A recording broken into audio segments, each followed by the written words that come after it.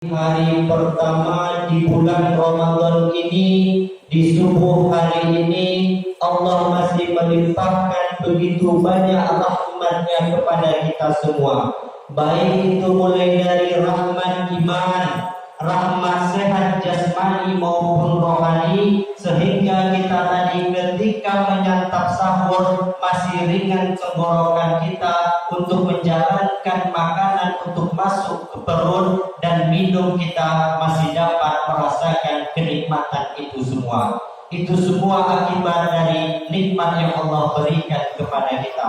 Dan jauh-jauh daripada nikmat itu, hari ini kita masih diberikan oleh Allah hidayah, sehingga kita masih ringan kaki kita melangkah untuk datang menuju ke masjid yang kita cintai ini. Semoga amal ibadah yang kita kerjakan pada hari ini, baik itu aktivitas ibadah sholat maupun ibadah puasa yang kita kerjakan, dapat mengantarkan kita kepada gelar la'allakum tattaqun. Karena setiap ibadah itu Bapak Ibu, pastilah semuanya mengacu kepada la'allakum tattaqun. Seperti yang telah saya sampaikan ketika di dalam tausiah saya pada wirid pada bulan yang lalu, saya sampaikan bahwasannya gelar takwa itu semata-mata tidak mudah untuk didapatkan Bapak Ibu. Kenapa? Karena gelar takwa itu adalah merupakan gelar yang paling tertinggi, yang mana dari gelar takwa itu akan menghasilkan kepada surganya Allah Subhanahu wa Ta'ala. Lalu pertanyaannya, takwa itu apa? Takwa itu adalah kondisi di mana dalam diri kita ini antara pikiran kita, hati kita, dan anggota tubuh kita berjalan secara seiringan. Maka ketika pikiran kita mengatakan A, lalu hati kita mengatakan B, tetapi ketika akhlak kita mengatakan C, maka itu bukan dinamakan dengan takwa. Yang dinamakan takwa adalah ketika hati kita mengatakan A, lalu pikiran kita mengatakan A, dan ketika kita aplikasikan juga mengatakan A. Baru itulah disebut dengan takwa. Ketika kita puasa, hendaknya kita mampu menahan segala godaan, baik itu godaan rohani kita maupun godaan jasmani kita. Amin, amin ya rabbal alamin. Selanjutnya salawat dan salam tak lupa pula kita ucapkan kepada junjungan alam Sayyidul Alamin, yakni penghulu seluruh alam, pemimpin seluruh alam, yakni Nabi besar kita Nabi Muhammad Sallallahu Alaihi Wasallam beserta para sahabat dan keluarganya yang telah mengantarkan risalah Islam kepada kita, sehingga hari ini kita mampu menikmati yang namanya keindahan Islam, sehingga kita mampu membedakan mana yang hak, mana yang batil, mana yang benar, dan mana yang salah. Itu semua akibat pengorbanan dari Nabi kita dan para sahabat serta keluarganya. Oleh karena itu senantiasalah kita bersolawat, Allahumma salli ala Sayyidina Muhammad wa ala ali Sayyidina Muhammad. Assalamualaikum ya Rasulullah. Semoga dengan kita senantiasa bersolawat dan mengucapkan salam, di hari akhir nanti kita mendapatkan syafaat. Amin, amin ya rabbal alamin. Sebelumnya saya mengucapkan ribuan terima kasih kepada pengurus masjid yang telah memperkenankan saya untuk memberikan kuliah subuh pada hari pertama di bulan Ramadan ini. Sekali lagi saya ucapkan kepada pengurus masjid. Baiklah Bapak Ibu hadirin wal hadirat, sidang salat fardu subuh rahimakumullah. Adapun tausiah singkat yang ingin saya sampaikan kepada Bapak Ibu hadirin wal hadirat pada pagi hari ini, saya ambil tema mengenai akidah. Kenapa saya ambil tema akidah Bapak Ibu? Karena salah satu ajaran pokok agama kita menyangkut 3 hal. Apa 3 hal itu? Yang pertama adalah akidah, yang kedua adalah ibadah, dan yang ketiga adalah akhlak. Itulah agama kita Bapak Ibu. Ketika ketiga ini mampu kita sinkronkan secara Islam maksimal, maka kita lah itu disebut dengan Islam yang sangat hebat. Artinya apa? Dari akidah yang hebat itu akan menghasilkan ibadah yang kuat. Nah, dari ibadah yang kuat itu maka akan menghasilkan akhlak yang baik. Jadi kalau ada hari ini Bapak Ibu orang yang dia sholat, mohon maaf Bapak Ibu, dia masih percaya kepada hal-hal yang mistik, dia percaya kepada orang-orang yang dalam tanda kutip orang-orang pintar, maka orang tersebut belumlah menjadi seorang Islam yang kokoh. Namun ketika akidah kuat, ibadah hebat, dan terakhir dari akidah dan ibadah itu akan menghasilkan sebuah buah yang disebut dengan akhlak. Nah, pada subuh hari ini saya ingin sedikit membahas tentang akidah Bapak Ibu. Nah, sedikit mempermasalahkan tentang akidah Bapak Ibu. Akidah ini berasal dari bahasa Arab Bapak Ibu. Akidah diambil dari akar katanya yaitu aqdun. 3 huruf Bapak Ibu. Ain, qaf, dan dal. Aqdun. Orang Arab mengatakan aqdun ini Bapak Ibu adalah ikatan. Jadi kalau orang Arab mengatakan aqdun itu berarti adalah ikatan. Selain ikatan apa? Akad. Orang Arab mengatakan akad itu aqdun juga Bapak Ibu. Setelah itu yang ketiga, aqdun itu apa? Simpul ataupun buhul. Ketika dua tali disatukan menjadi satu, masing-masing ujung tali itu diikatkan lalu ditarik secara bersamaan, maka akan terbentuklah sebuah simpul, dan simpul itulah yang disebut dengan aqdun. Artinya apa? Akidah itu apa? Akidah adalah simpul yang kokoh, ikatan yang kokoh, ataupun akad yang kokoh. Itu pengertian secara bahasanya Bapak Ibu. Tetapi ketika kita tarik pengertian secara istilah, akidah itu adalah sesuatu yang terikat di dalam diri kita, yaitu adalah keyakinan yang kuat, yang mana dari keyakinan yang kuat itu akan menimbulkan akhlak dan perbuatan yang baik. Nah, itu yang disebut dengan akidah Bapak Ibu. Nah, pada hari ini saya ingin sedikit membahas tentang sejarah timbulnya akidah Bapak Ibu.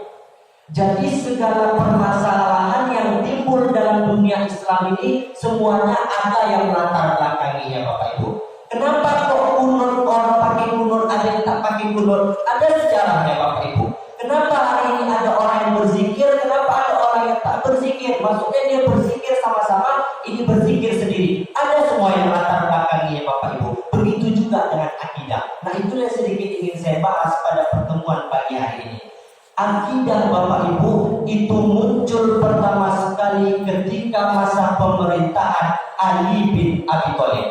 Sebelum saya ceritakan ini Bapak Ibu, perlu saya kasih tahu bahwasanya ketika Nabi kita Muhammad SAW masih hidup Bapak Ibu, maka tidak ada satupun persoalan yang muncul ketika Nabi Muhammad masih hidup. Kenapa? Ketika permasalahan muncul, langsung dijawab oleh Nabi, permasalahan selesai. Jadi setiap ada permasalahan, semua permasalahan itu selesai di tangan Nabi. Nah, sekarang yang menjadi permasalahan tepat pada tanggal 12 Rabiul Awal tahun 11 Hijriah. Tepatnya 1429 tahun yang lalu Bapak Ibu.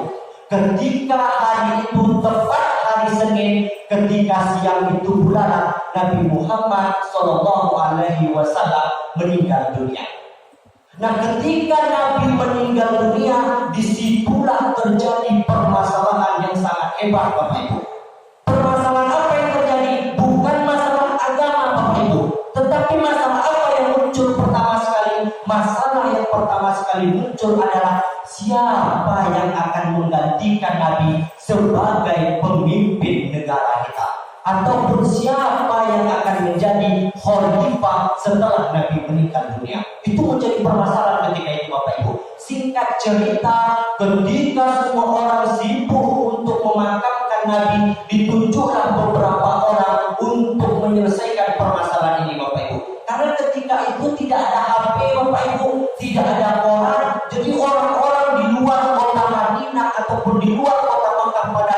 Bapak Ibu, meninggalkan kematian Nabi Muhammad ini. Orang ingin cepat tahu siapa yang menggantikan Nabi Muhammad.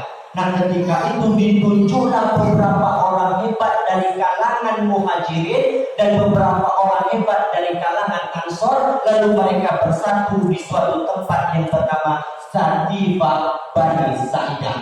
Nah, di tempat inilah mereka berkumpul, lalu di tempat inilah ditunjuk seorang pemimpin yang akan menggantikan Nabi Muhammad, yaitu yang bernama Abu Bakar As-Siddiq.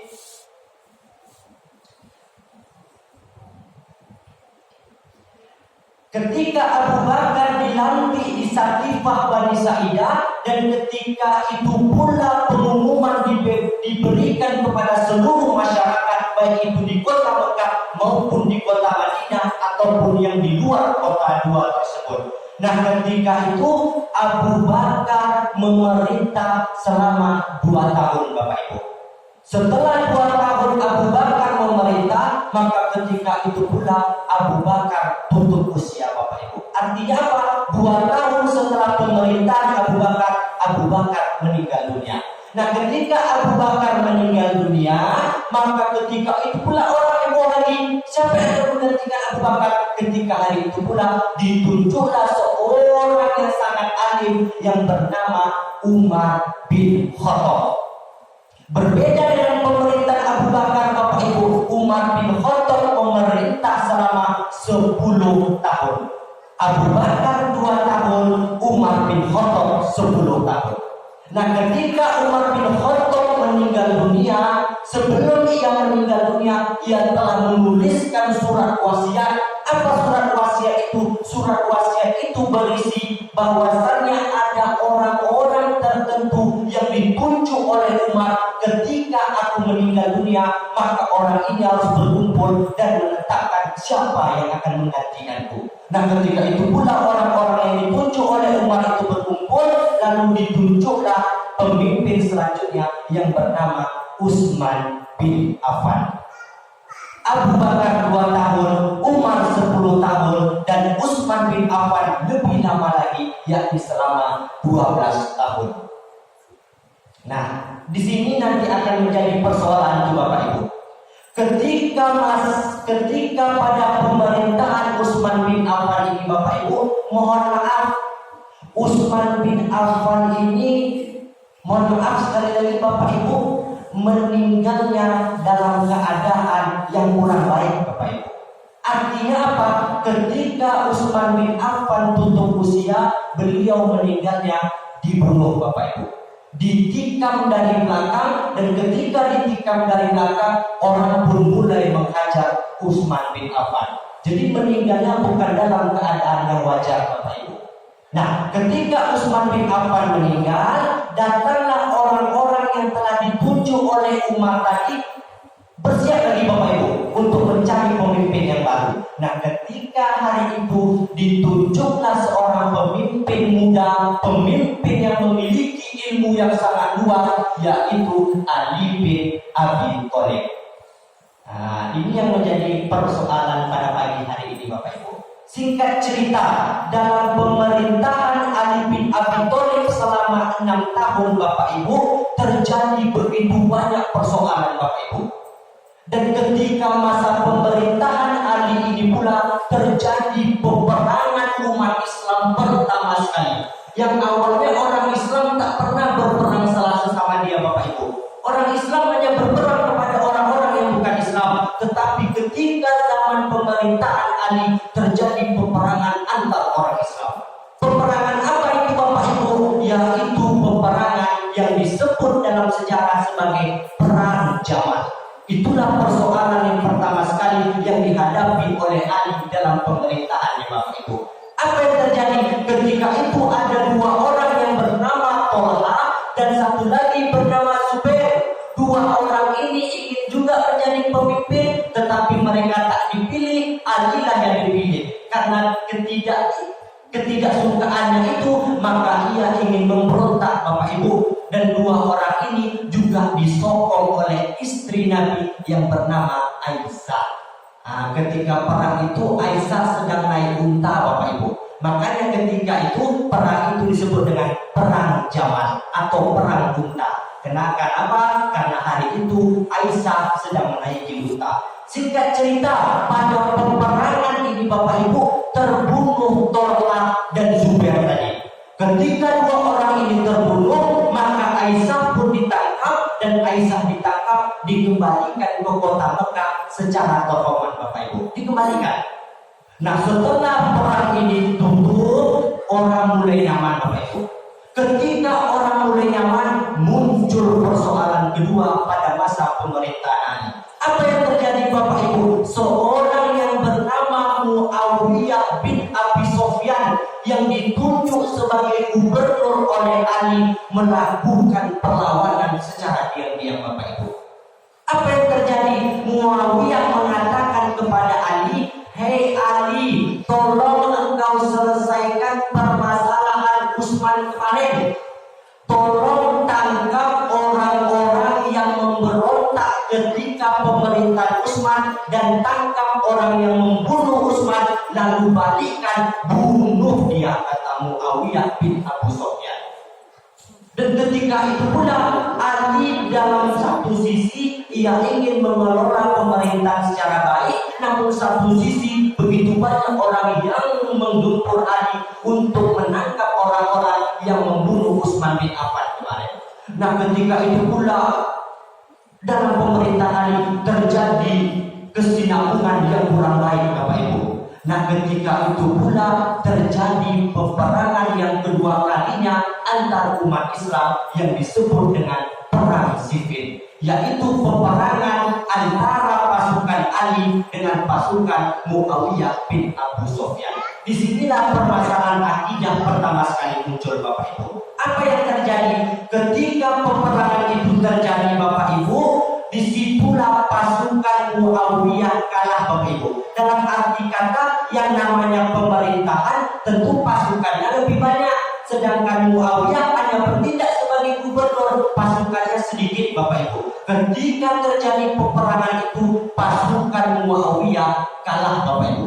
Nah, ketika dalam proses peperangan ini Bapak Ibu, mohon maaf Bapak Ibu, kalau orang dulu perang Bapak Ibu, kalau mereka mengaku kalah, mereka tusuk Al-Quran atau mereka angkat Al-Quran ke atas. Ketika Al-Quran diangkat ke atas, itu menunjukkan orang itu sudah mengaku kalah Bapak Ibu. Jadi ketika pasukan Muawiyah kalah, diangkat sama mereka Al-Quran. Artinya apa? Mereka mengaku kalah. Nah, di sini terjadi permasalahan Bapak Ibu. Apa yang terjadi? Ketika pasukan Ali tadi sedang menghabisi pasukan Muawiyah tadi, terjadi dua beda pendapat Bapak Ibu. Satu, pasukan Ali mengatakan jangan kasih ampun kepada mereka karena mereka telah merusak pemerintahan kita dan mereka menyatakan peperangan kepada kita tadi. Habisi mereka semua, karena ketika mereka tidak dihabisi, takutnya mereka nanti akan memberontak lagi. Satu sisi Bapak Ibu. Nah, sisi yang lain, ini masih pasukan Ali Bapak Ibu. Sisi yang lain, apa kata pasukan Ali? Ya sudah, terima saja pernyataan damai dari pasukan Muawiyah. Nah, ketika itu pasukan Ali yang awalnya bersatu untuk mengalahkan pasukan Muawiyah, dan ketika itu pula pasukan Ali terpecah menjadi dua bagian. Terpecah menjadi dua bagian Bapak Ibu. Satu menyatakan ya udah damai aja. Yang satu lagi menyatakan no, tidak ada kata damai. Mereka yang nyatakan perang hari ini kita habisi mereka. Namun dalam persoalan yang seperti itu Bapak Ibu, Ali mengalami suatu kesedihan. Ali tidak tahu Bapak Ibu siapa yang harus saya pilih, pasukan ini atau pasukan ini. Nah, di tengah perdebatan itu Ali mengumumkan suatu kebijakan. Apa kata Ali Bapak Ibu? Hari ini kita terima perdamaian dari Muawiyah bin Abu Sufyan. Hari ini peperangan selesai, maka Muawiyah kita bebaskan. Jadi dibebaskan akhirnya Bapak Ibu. Nah, ketika pembebasan ini dilakukan, pihak dari Ali yang menyatakan bunuh tadi, mereka pada marah Bapak Ibu. Pada marah. Kenapa mereka marah? Ali kamu ingat ya Alia, kalau seandainya kami tidak membantu kamu ketika perang tadi, maka kami yakin kamu akan kalah. Dan ketika hari itu pula Bapak Ibu, pasukan itu terpecah menjadi dua. Singkat cerita, ketika permasalahan itu selesai, maka Ali menunjuk salah satu seorang dari dia untuk diutus kepada Muawiyah bin Abu Sufyan. Apa kata Ali? Hei Amr bin As. Jadi penunjuknya itu adalah seorang sahabat ditunjuk kepada Muawiyah. Dikumpulkan satu dari pihak Ali, satu lagi dari pihak Muawiyah bin Abu Sufyan. Bertemulah dua orang ini untuk menyelesaikan permasalahan tadi. Ketika dua orang ini menyatakan pihak damai, ternyata ketika itu Bapak Ibu tercatatlah sebuah sejarah bahwasannya Ali berhak digantikan ketika itu pula. Dan ketika hari itu pula Bapak Ibu, Ali langsung diberhentikan jabatannya sebagai pemimpin negara akibat pertemuan dari dua orang tadi. Dan ketika itu pula pasukan Ali yang menyatakan ingin membunuh tadi tertawa terbahak-bahak Bapak Ibu. Apa kata mereka? Ali, saya sudah dulu katakan jangan terima perdamaian karena mereka adalah orang-orang yang tidak suka kepada kita. Dan hari ini lihat engkau Ali, kamu digantikan oleh Muawiyah dan sekarang rasakanlah akibatnya. Dan ketika itu Bapak Ibu, pasukan Ali yang awalnya bersatu tadi memisahkan diri dari Ali bin Abi Thalib. Nah, ketika mereka memisahkan diri ini, mereka disebut dengan kaum Khawarij. Nah, di situ asal mula kaum Khawarij Bapak Ibu. Dan kaum Khawarij ini adalah golongan pertama yang muncul dalam dunia Islam. Nah, ini mohon maaf Bapak Ibu, dalam dunia kita sehari-hari ya Bapak Ibu, kan ada orang yang mengaku, mohon maaf Bapak Ibu, saya ini dari NU, saya ini Muhammadiyah, saya ini, saya ini. Kalau orang menyatakan seperti itu Bapak Ibu, saya tak menyalahkannya. Jauh-jauh hari sebelum orang ini mengatakan ini, ternyata telah terbentuk sejumlah kaum-kaum yang menentang ketika zaman setelah Nabi Muhammad meninggal dunia. Nah, terbentuklah yang namanya sekte Khawarij. Nah, dalam perkembangannya Bapak Ibu, dalam proses perkembangannya kaum Khawarij mengalami pembesatan Bapak Ibu. Begitu banyak orang yang ikut Khawarij dan lama-kelamaan semakin banyak pula anggota mereka, semakin beringas pula mereka Bapak Ibu. Makanya hari ini kaum Khawarij itu sangat ditakuti Bapak Ibu. Dan mungkin hari ini kaum Khawarij itu tidak ada Bapak Ibu. Meskipun mereka sedikit ada, tapi mereka tak menampakkan diri. Tetapi ketika masa